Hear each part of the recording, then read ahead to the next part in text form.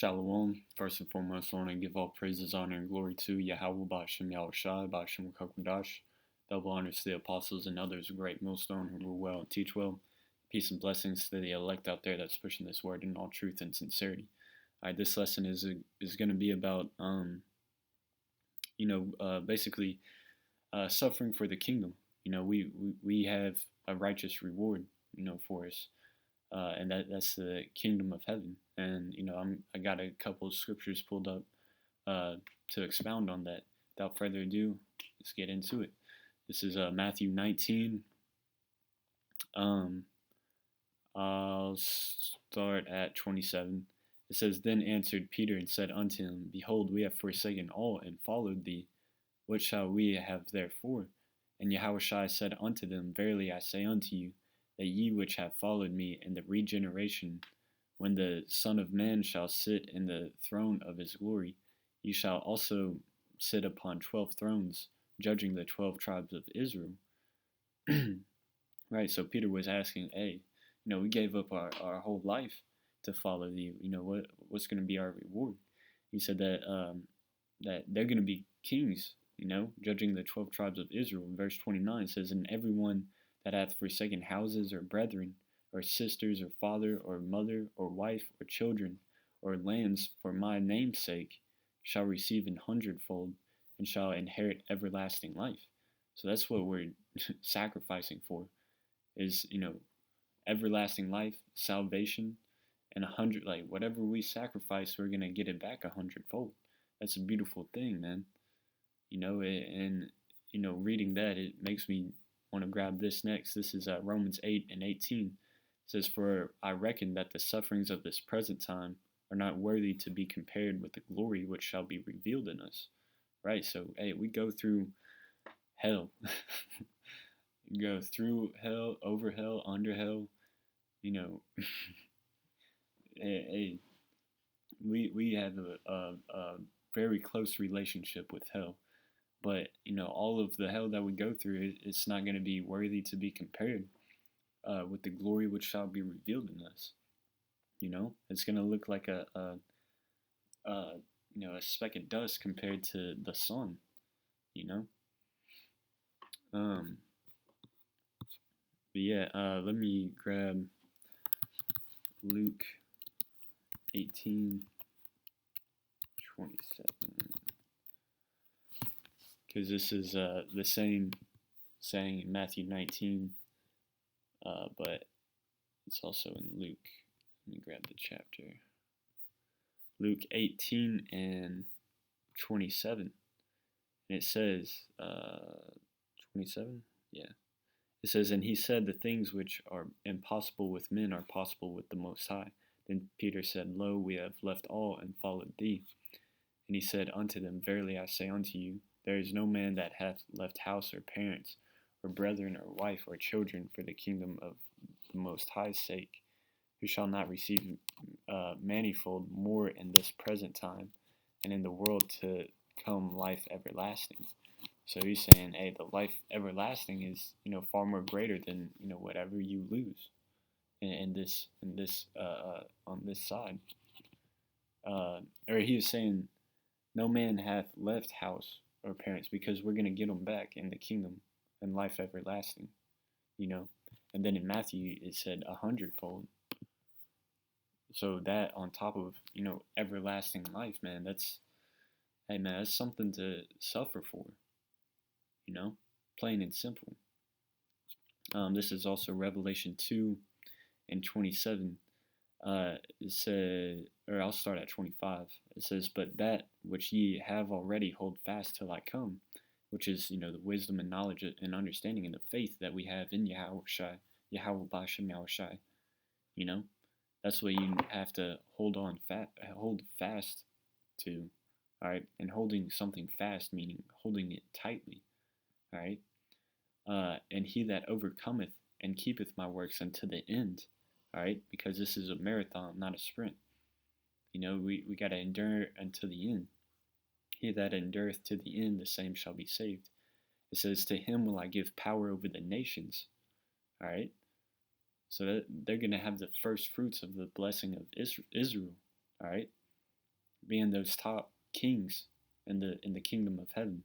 And he shall rule them with a rod of iron, and as the vessels of the potter shall they be broken to shivers, even as I received of my Father. Right. So just like Yahushua has received his blessing, we're gonna be right there with him. Matter of fact, let me grab that.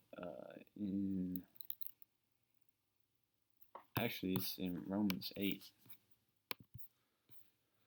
I was thinking of another one, but this one it also says the same thing. Romans 8:16. The Spirit itself beareth witness with our spirit that we are the children of the Most High. And this is the point, verse 17. And if children, then heirs, heirs of the Most High, right? Because He made that promise with us that we're gonna rule like inherit the earth, all right? And joint heirs with Yahushua, because Yahushua was that the first son, but hey, we're still in his family, so we're gonna be joint heirs with our big brother Yahushua. If so be that we suffer with him, that we may be also glorified together, right? So hey, Yahushua had to suffer, so we should suffer likewise. We should suffer for his name's sake, right? So then, whenever his name is glorified, we can be glorified with him. All right. That's why. Let's grab Matthew, the 5th chapter.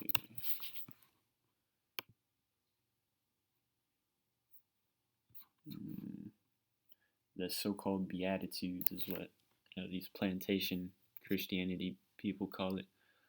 Romans 5:10. It says, "Blessed are they which are persecuted for righteousness' sake, for theirs is the kingdom of heaven. Blessed are ye when men shall revile you and persecute you, and shall say all manner of evil against you falsely for my sake."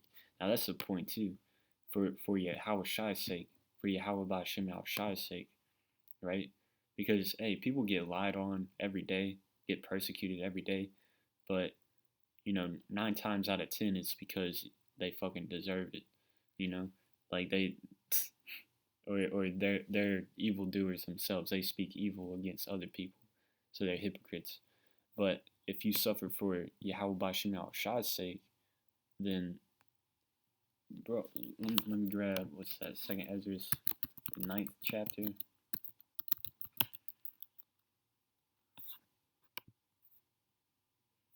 He stood.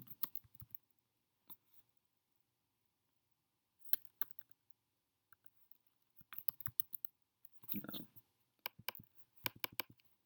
These are they which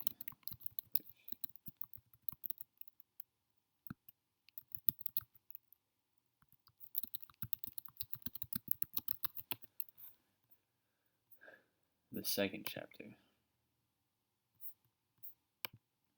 Where do I want to start at? Because this is it, man. This is what I meditate on constantly. I remember the first time I heard this, the mental image that it's like scarred in my brain. This is what I think about at my lowest lows and at my highest highs. 2nd Ezra 2.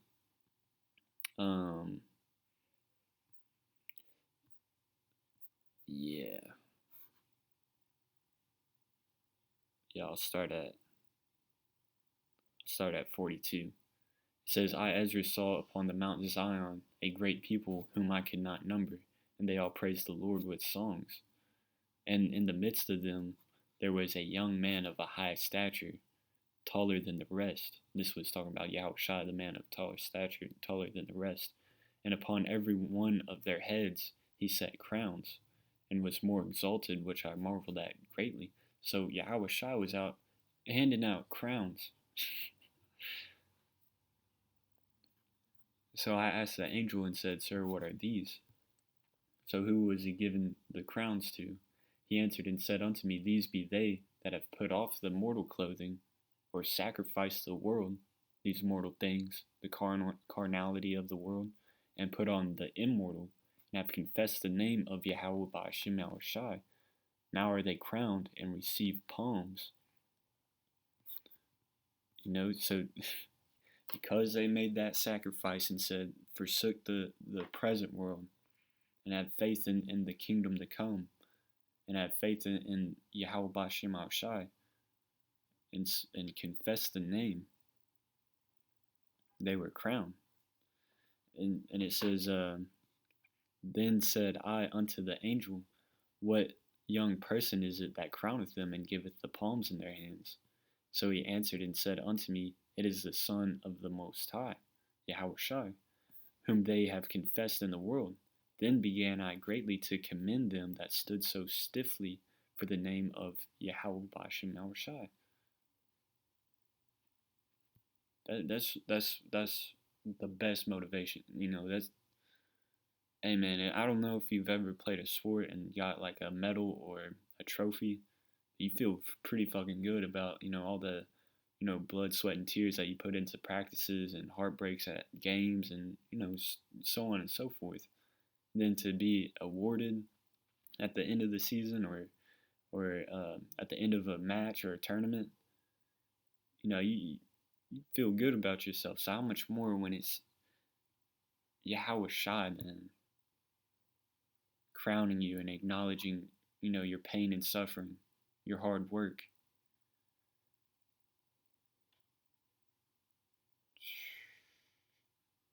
Hey man, it makes you want to, tears come to your eyes, man. But it says, then the angel said unto me, go thy way and tell my people what manner of things and how great wonders of the Lord thy power thou hast seen. But yeah, this is the point, man. We're fighting for an everlasting kingdom. So whatever you're suffering for, hey, suck it the fuck up, man. Because we got hey, that everyday paid vacation with a nice crown on top is right around the corner, bro. So suck it the fuck up. Yahweh Shai is about to give us our crown. Matter of fact, I'll end it with that. What's that? Hold out fast to what thou hast. Yeah, I knew it was 3 and 11. Revelation 3 and 11. Behold, I come quickly. Hold that fast which thou hast, that no man take thy crown. Hold tightly till wisdom, knowledge, and understanding and faith that you have in this truth, so that no man can take thy crown. All right, that's what's at stake. Every time you feel tempted, you gotta, hey, is somebody trying to take my crown, trying to take my salvation? That should be constantly going through your head. Just like an athlete would be concerned about taking the or a UFC fighter. If he's the champion, he doesn't want anybody taking his championship belt. But the championship belt isn't fought in the cage. It's morally fought in practice. All right, before it even gets there. So every little battle has to be won in order for you to get this crown. That's where it starts, is in the little decisions day to day. But anyways, yeah, that's what we're fighting for, man. That crown on top of, 100-fold, eye hath not seen, ear hath not heard, but a righteous rulership, man. That's what we're fighting for, and it's so close. So just hold on. So Lord willing, this video is, exhorting and edifying. Once again, I'm going to give all praises, honor, and glory to Yahweh Bashem Al Shai, Bashem Kakodash. Shalom.